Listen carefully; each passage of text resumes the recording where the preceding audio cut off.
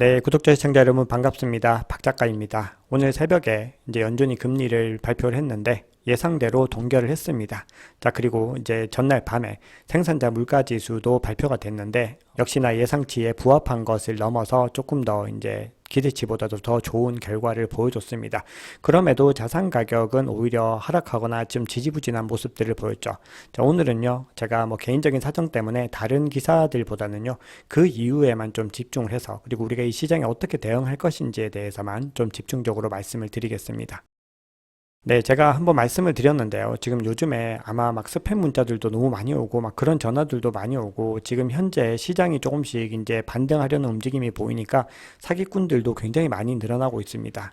제 사칭 채널들도 지금 계속해서 늘어나고 있는데요. 저는 이 유튜브 채널 박 작가의 크립토 연구소랑 크립토 트렌드 랩이라고 하는 커뮤니티 네 곳만 운영을 하고 있습니다. 어떠한 투자 상담이나 리딩방을 운영하지 않고 있기 때문에요. 만약에 제 이름으로 누군가가 어떤 종목을 추천하거나 이렇게 투자하세요라고 제안을 하면은 그냥 사기꾼이다라고 생각하시고 접촉을 끊어주시기를 당부드리겠습니다.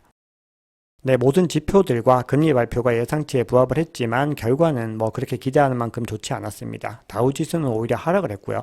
나스닥도 그전까지는 1%대 이상의 성장세를 이어가다가 0.39% 정도로 주춤하는 모습들을 보였습니다.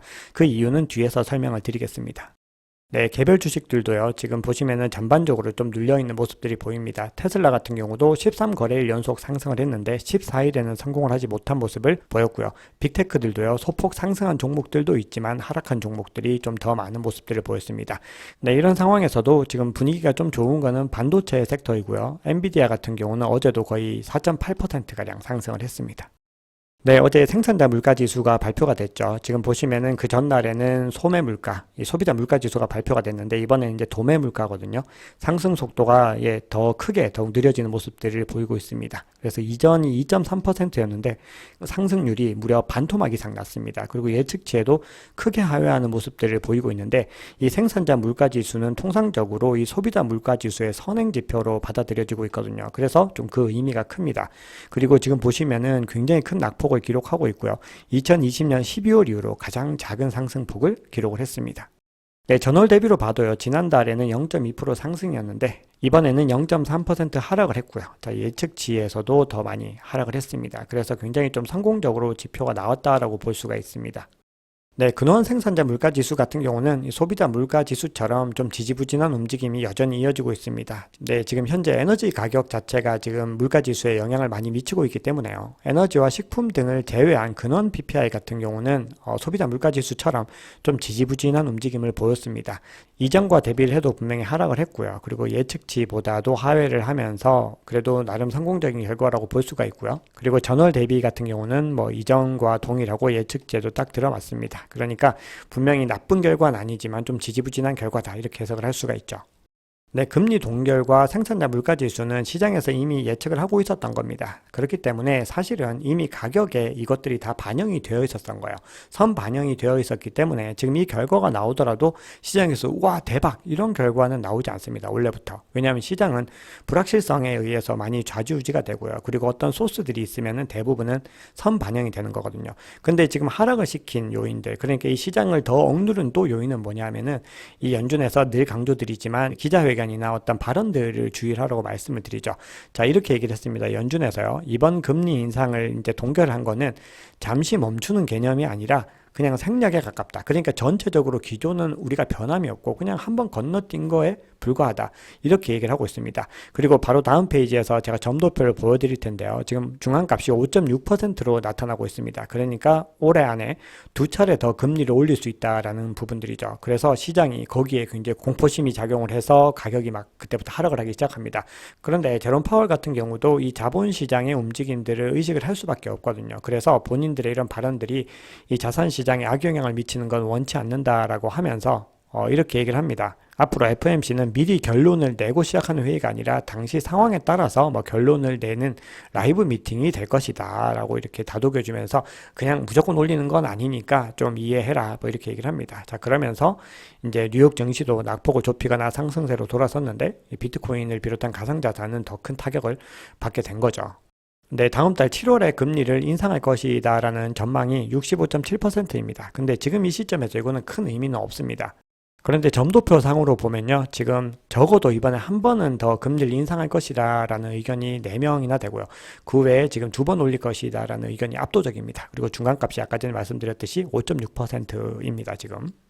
네, 비트코인 가격은 지금 제가 자료를 준비할 때는 25.0K였는데 지금 촬영 시점 기준으로는 25.1K입니다. 자, 이 가격의 항방에 대해서는 뒤에서 좀 말씀을 드려보겠습니다. 네, 비트코인 같은 경우는 어제 3% 하락을 했고요. 나머지 알트코인들은 더 크게 하락을 했습니다. 이더리움은 5% 이상, 그리고 리플은 무려 7.8% 하락을 했죠. 그리고 라이트코인도 지금 반감기를 앞두고 있는데 지금 전문가들은 지금 계속해서 유동성이 라이트코인 쪽으로는 돌아올 것이다 라고 예측을 하고 있는데 어쨌든 지금 현 시점 기준에서는 많은 하락이 있었습니다.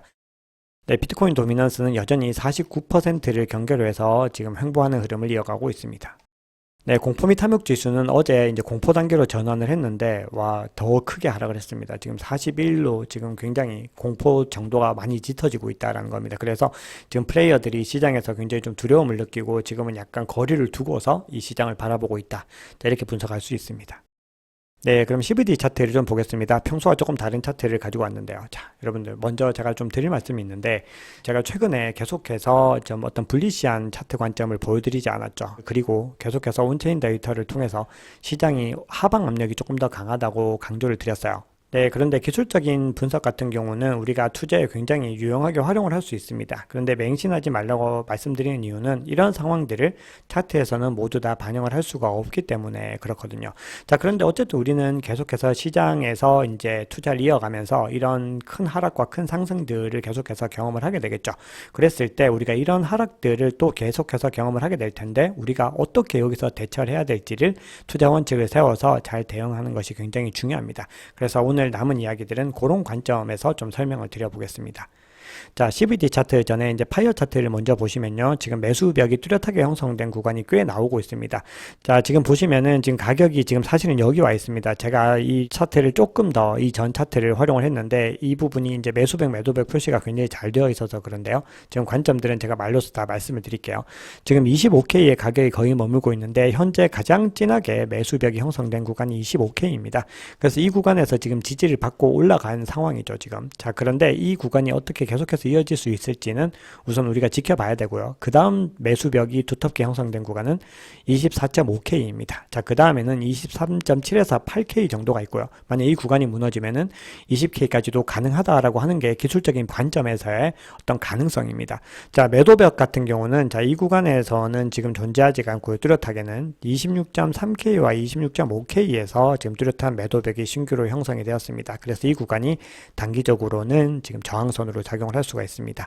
지금 CVD 차트를 보시면은 지금 이 구간에서요. 지금 제가 조금 더 연장을 해서 말씀을 드리려고 하는데 모든 고래들이 다 매물을 지금 던지고 있고요. 지금 가장 큰 갈색 고래 같은 경우도 지금 거의 털어내고 지금 홀딩을 하고 있는 그림을 보이고 있습니다. 자, 그래서 우리가 이제 고래들의 움직임을 예의주시를 해야 되는데요. 이 비트코인이 이렇게 하락하게 된 이유는요, 굉장히 복합적인 이유입니다. 뭐 하나의 어떤 엄청난 결정적인 사건이 이 시장을 확 덮쳤다기보다는 계속해서 어떤 눌려 있었던 투심들이 지금 더 많이 이탈하는 분위기가 된 거거든요. 지금 투자자들은 이미 SEC의 어떤 소송들에 지금 촉각을 곤두세우고 있었는데 이번에 연준이 좀 거시경제 상황에 대해서 금리의 추이에 대해서 좀 불확실하게 얘기를 한 것이 굉장히 좋지 못하게 작용을 했습니다. 그래서 지금 암호화폐 자산운용사 비트블 캐피탈의 CEO는요. 연준이 금리를 동결했지만 이 멈춤이 지속되지 않을 가능성이 높다고 이 연준이 표시를 했기 때문에 지금 현재 초기 움직임은 하방으로 향했다라고 주장을 하고 있습니다. 자, 그런데 제가 어떤 투심에 대해서 말씀드렸는데 이 부분이 지금 굉장히 중요하게 작용할 수밖에 없는 게 지금 계속된 악재들과 지금 거시경제의 불확실성 때문에요. 지금 이 트레이더들의 어떤 투심들, 센티멘트가요. 역대급으로 낮아진 상황입니다. 이게 2020년 코로나 상황까지 지금 돌아갔다는 거예요. 지금 보시면 올 초에 굉장히 좀 이런 좋은 움직임들을 보인 구간들도 많이 있었죠. 그리고 상승장이 이어질 때 이렇게 좋은 움직임을 보였는데 지금 이 정도로 지금 하락을 한 모습들을 보이면서 지금 투심이 점점 더 나빠지고 있다는 걸 볼 수가 있어요.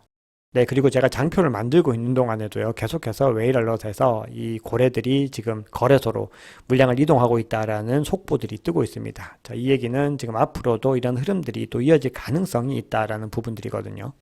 그리고 제가 다른 자료들에서도 계속 말씀을 드렸는데 지금 채굴자들이 수익이 역대 최고치를 지금 갱신을 하고 있어요.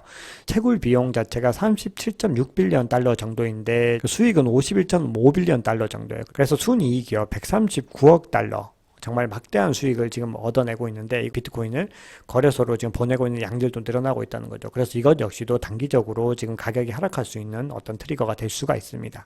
네, 그리고 6월 16일 금요일에 지금 주간 옵션 만기일에 지금 보시면은 또 어떤 변화들이 일어날지를 봐야 된다는 의견들이 있습니다. 지금 풋콜 옵션 비율을 보시면은 지금 0.73인데요. 보통 이게 1을 기준으로 해서 1보다 높을 때는 지금 상방에 매팅하는 경우가 많은 거고 1보다 낮을 때는 하락에 매팅하는 경우가 많거든요. 그래서 굉장히 불균형을 이루고 있는데 지금 가격대를 좀 보셔야 되는데 지금 24K에서 25K 사이에는 콜이 빵개입니다. 모두가 다 어디다가 매도에 베팅을 하고 있다는 거거든요. 지금 굉장히 베어리시한 세력들이 이 구간을 완전히 통제를 하고 있기 때문에 만약에 지금 가격이 보시면 25K에 딱 걸려있죠. 그 밑 구간까지 내려가게 됐을 때는 어디까지 더 하락할지를 우리가 조금 가늠할 수 없게 그런 결과들도 나올 수가 있다는 겁니다. 그렇기 때문에 지금 불리시한 세력들이요 계속해서 지금 더 힘을 내가지고 지금 이 가격대를 갖다 이 이상으로 지금 끌어올리는 노력을 해야 된다는 겁니다. 그래서 이것 역시도 지금 가능성입니다. 제가 계속 가능성이라고 말씀드리는 거는 투자에서는 이렇게 확정적으로 된다는 부분들이 아니에요. 여러 가지 증거들을 통해서 본인들이 투자 원칙을 세워나가야 되는데 거기에서 참고할 만한 어떤 객관적인 데이터들이 이렇게 존재한다라는 부분들을 말씀을 드리는 겁니다. 네, 그리고 산티멘트에서도 이렇게 분석을 하고 있어요. 제롬 파월이 지금 일단 금리를 지금 일시적으로 멈췄다고 얘기를 했지만 좀 어떤 그런 반사이익들이 우리 크립토 시장에는 별로 돌아오지 않고 있다라고 얘기를 하고 있습니다. 자, 그러면서 지금 11개월 이하의 어떤 이더리움 토큰들이 지금 소비되는 그 양 자체가 굉장히 많이 늘어나고 있다라는 겁니다. 이것도 역시나 계속해서 지금 여기에 순환이 빨라지고 계속해서 매도 물량들이 나오고 있다라는 의미로 해석을 할 수 있는데 그러면서 이렇게 얘기를 합니다. 지금 기관들이 계속해서 이 가격을 움직이려는 기대를 하고 있다라고 얘기를 하는데요. 저는 이걸 보면서 어떤 자연스러운 현상일 수도 있지만 지금 이 시장은요 너무 많이 여전히 고래와 어떤 특정 세력들에 의해서 많이 움직이고 있다라는 걸로 좀 해석을 했고요. 지금 이더리움에 대해서 기관들이 계속해서 어떤 움직임들을 보이고 있다라고 저는 그렇게 받아들였습니다. 그래서 지금 이 시장은요 결국 우리가 기다리다 보면은 또 돈이 이 고래들과 세력들에 의해서 유입이 되고요. 거기에서 개인 투자자들이 함께 참여를 하게 되고 그런 움직임들이 계속해서 사이클이 반복되면서 결국은 우상향하게 될 것이다라고 생각을 하고 있습니다. 네, 그러면 이제 가격의 향방에 대해서는 당연히 이제 상승할 수도 있고 하락할 수도 있다라는 거는 당연한 결과지만 제가 데이터상으로 봤을 때 앞서 이제 설명을 좀 많이 드렸고요. 블록체인 지리공간 오라클 시스템인 XYO 네트워크의 마커스 레빈이라는 창업자는 또 이렇게 얘기를 하고 있습니다. 지금 글로벌 매크로 설정이 바뀌고 있는데 인플레이션이 빠르게 떨어지고 있고 결국 글로벌 중앙은행들은 경기 부양을 위해서 유동성을 투입하게 된다. 그래서 결국 초점은 성장과 우리가 실제로 광범위하고 깊은 침체를 경험할 것인지 여부에 달려있다. 아직까지 경기 침체에 대한 시그널들이 완전히 사라진 것은 아니기 때문에 그 중앙 사이에 있는데 결국은 핵심적으로는 유동성이 늘어날 수밖에 없다라는 거거든요. 그 얘기는 갤럭시 디지털의 노보그라츠 같은 사람들도 계속해서 반복적으로 하고 있는 얘기예요. 그래서 이 사람은 이미 바닥을 쳤을 가능성이 높다라고 주장을 합니다. 자, 그러면서 앞으로 몇 달 동안은 물론 비트코인과 다른 코인들이 횡보의 흐름을 이어갈 수 있지만 그럼에도 내년에 결국 반감기가 시작되면은 레이스를 시작할 것이다 라고 언급을 하고 있습니다. 자, 이 사람은 이제 이렇게 얘기를 하지만 이것도 하나의 가능성인 거죠. 여러분들 투자 원칙을 세울 때는 결국 그래서 분할 매매를 강조해 드리는 거고 제가 그 구간들을 말씀을 드리는 겁니다. 여러 가지 가능성들을 두고서 어떻게 우리의 자산을 나눠서 투자를 할 건지를 우리가 스스로 결정을 해야 된다라는 거죠. 자, 트레이더 관점을 두 분만 소개해 드리겠습니다. 자, 인컴샤크는 이렇게 얘기합니다. 본인이 4월 달에 이런 얘기를 했다는 겁니다. 25K 밑으로 가면은 사야 되는 구간이야. 그때가 올까? 이렇게 얘기를 했다는 거죠. 자, 근데 결국은 이때가 왔다는 거예요. 그러니까 결국은 지금이 매입 구간이다. 이렇게 주장을 합니다. 그러면서 곧 30K에 가게 될 것이다. 라고 얘기를 하고 있습니다. 자, 크립토 블렛이라는 분도요. 지금 25K 밑은 이렇게 바이 더 딥을 해야 될 구간이다. Thanks for playing 이렇게 얘기를 하고 있습니다. 자, 우리가 결국은 결정해야 될 문제들인 거예요. 25K까지 왔다는 거는 지금 현 시점에서 굉장히 낮은 구간까지 온 거는 맞다라는 거죠. 근데 그렇다고 해서 여기서 가격이 더 하락하지 않을 것이냐, 그거는 여러 가지 데이터상으로 충분히 가능성도 있다라는 부분들이거든요. 그래서 그 매수 매도의 어떤 치열한 격전지에서 이 가격을 100% 예측은 할 수 없지만 우리가 거기에서 우리 나름의 관점을 가지고서 계속해서 시드를 나눠서 투자를 하는 부분들, 지금 제가 거듭 강조를 드리고 있죠. 이게 바로 가장 좀 좋은 투자의 관점이다라고 생각을 하기 때문에 제가 좀 반복을 드리고 있습니다. 제가 과감하게 사세요 마세요 이런 리딩은 할 수가 없습니다. 왜냐하면 잘못된 시그널이 분명히 되고요. 나중에 굉장히 좀 안 좋은 결과가 나올 수 있거든요. 그래서 제가 이렇게 계속해서 여러 가지 관점들과 가격대와 여러 가지 이야기를 드리는 건요. 이 소스들을 기반으로 해서 여러분들께서 꼭 좋은 어떤 관점을 만들어 보시라는 겁니다. 자, 이제 마지막으로 기사 하나만 전해드리겠습니다. 계속해서 지금 미국 대선에서 친암호화폐 후보들이 등장을 하고 있습니다. 자, 이번 대선에서 이 암호화폐가 어떤 식의 영향을 미치게 될지도 한번 지켜보시면 좋을 것 같습니다. 네, 오늘 준비한 얘기는 여기까지입니다. 여러분들 오늘 하루도 잘 보내시고요. 오늘 내용이 괜찮으셨다면 구독, 좋아요, 알림 설정, 댓글 정중하게 부탁드리겠습니다. 지금까지 박 작가였습니다.